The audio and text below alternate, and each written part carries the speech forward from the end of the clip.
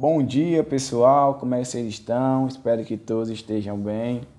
Forte abraço a todos e vamos para mais uma aula de geografia. Então, pessoal, na última aula, nós falamos sobre a Austrália. Então, o assunto que nós estamos estudando é Austrália e Nova Zelândia. Então, nós finalizamos o assunto sobre a Austrália e agora nós iremos falar um pouco sobre a Nova Zelândia, certo? A Austrália nós falamos sobre aspectos físicos, culturais e econômicos, e nós iremos dar continuidade à Nova Zelândia, que são os principais países dentro da Oceania. Ao mesmo tempo, são os únicos dois países, Austrália e Nova Zelândia, que fazem parte do bloco norte geoeconômico, ou seja, países que são desenvolvidos. São os únicos dois países que estão localizados no hemisfério sul, quando falamos em linha do Equador, mas quando falamos em norte geoeconômico, países que são desenvolvidos, eles estão localizados justamente com os demais países, como os países da Europa, da América do Norte, certo? Ou seja, Canadá, Estados Unidos e assim sucessivamente, certo? Então, dentro dessa característica, a população na Nova Zelândia compreende mais de 4 milhões de habitantes, sendo o segundo maior país, tanto em população como também em território. O clima é temperado, oceânico, e o relevo bastante montanhoso. Então, vocês podem observar aí que está dividido em duas ilhas, a Ilha do Norte e a Ilha do Sul. Então, concentra-se, 2/3 da população neerlandesa se localiza justamente na Ilha do Norte. Nós vamos ter a capital Wellington, certo? A capital do país, Wellington, e as cidades mais importantes aí, como vocês podem observar. Dessa forma, pessoal, a colonização britânica, eles colonizaram tanto a Austrália, como nós falamos, como também a Nova Zelândia. E essa colonização, elas foram bastante perversas, Muitas pessoas acham que a colonização de povoamento é uma colonização boa, certo? Que não cria nenhum problemas relacionados à população que habita naquele determinado lugar. Mas vemos que a história fala o contrário.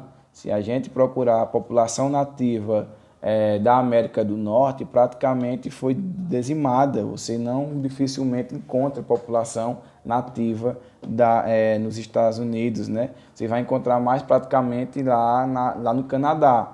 Só que essas populações, elas foram basicamente dizimadas. Da mesma forma que aconteceu também com os aborígenes, na Oceania, os grupos nativos daquele território. Então, foi uma colonização de povoamento, principalmente na exploração dos recursos minerais dentro daquele território, e que houve também um extermínio, um processo de perverso, quando falo justamente esses povos, perda de territórios.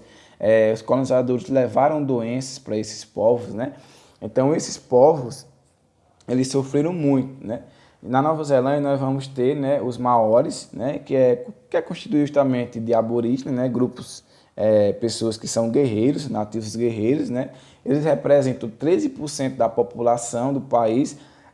Os aborígenes na Austrália correspondem apenas a 1% da população. Então, olha aí como, em relação à Austrália, a população de maoris, esses grupos nativos, eles são muito maior em relação quando falamos na Austrália. A Austrália só corresponde a apenas 1%.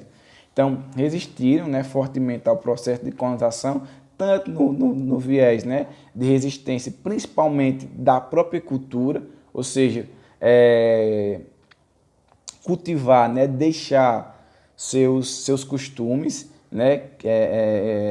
sem que o processo de aculturação chegasse às suas tribos, a seus territórios, assim perdendo sua língua, suas tradições, as festas, os rituais. Então, o grande problema de qualquer cultura nativa se dá pelo fator desse processo de aculturação, ou seja, de alguma cultura ou outra inferir no modo de vida, né, de costumes daquela própria população. Então, eles resistiram também dessa forma ao processo de colonização, como também de resistência da expansão territorial, né?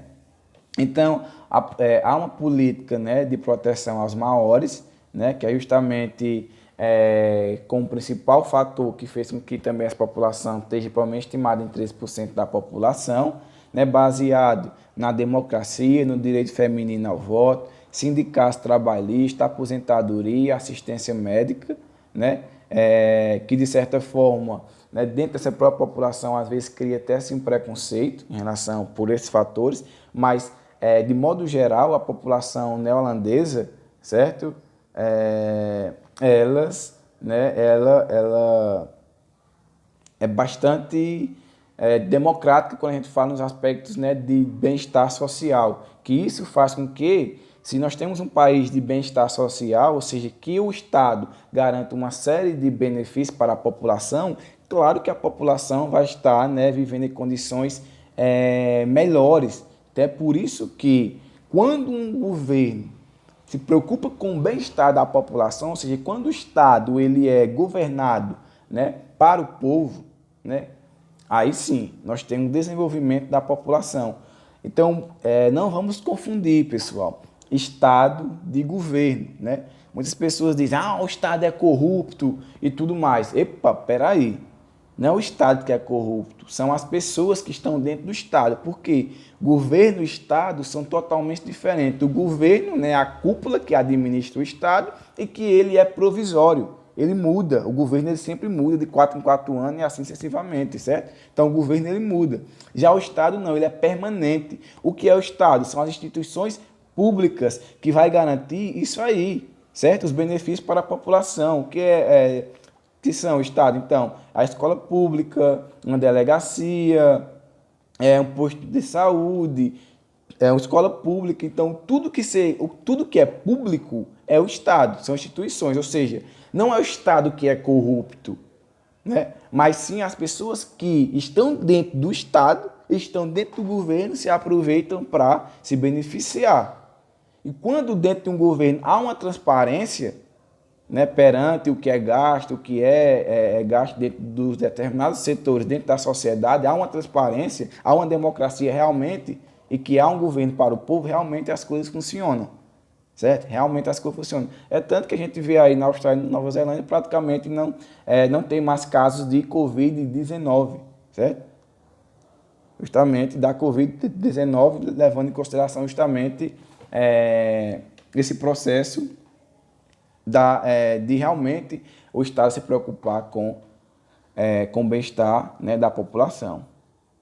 Então aí está mais ou menos umas imagens para vocês verem como é a característica, né, cultural, facial e também, né, de vestimentas dos povos maores.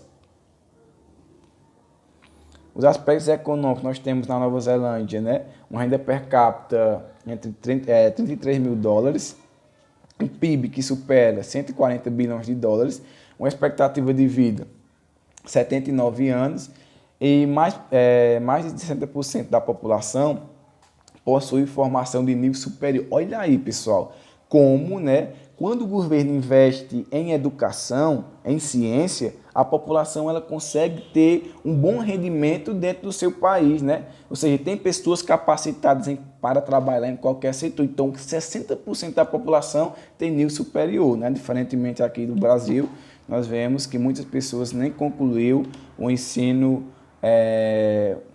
regular normal, né? Por vários fatores. Grande importância no setor primário, principalmente na agricultura e pecuária, né? O setor industrial é diversificado e o setor terciário vem crescendo, né? Principalmente pelo fato da participação, né, da APEC, que é a Cooperação Econômica da Ásia e do Pacífico, né? Nós vimos lá, naquelas características lá, né, que esse bloco econômico é constituído por vários países, como de outros continentes, como por exemplo o Chile, o Canadá, os Estados Unidos, o Japão, a China. Então é um grupo, né, é um bloco econômico bastante forte e que, né, praticamente a Austrália quer também, né, ser a principal potência regional dentro dessa região aí, certo? Então nós vamos ver que na Nova Zelândia, né, tem muitos conjuntos de ilhas bastante belíssimos, né? Então é um lugar assim, eu nunca fui, né, mas acredito que pelas pesquisas que eu realizei, né, é um lugar assim bastante interessante para quem quer viajar, conhecer, né, características físicas, geomorfológicas, né, vulcões ativos dentro dessa área. Então é assim um lugar belíssimo, né, com paisagens exuberantes, né? Vocês podem observar aí através dessas imagens, né? Bastante assim lindo, realmente, né? Claro que o Brasil também não fica fora, né? Tem suas belezas naturais do Brasil, mas a Austrália também, né, é um país, né, que tem ilhas bastante lindas.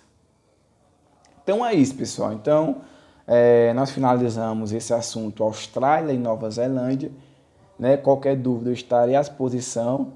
Só para informar para vocês, pessoal, que lá na plataforma da Plural, né, tem um simulado. Então vocês, né, depois de assistirem essa aula, correm lá e façam a atividade valendo 10 pontos, certo? Então, fiquem com Deus. Até mais.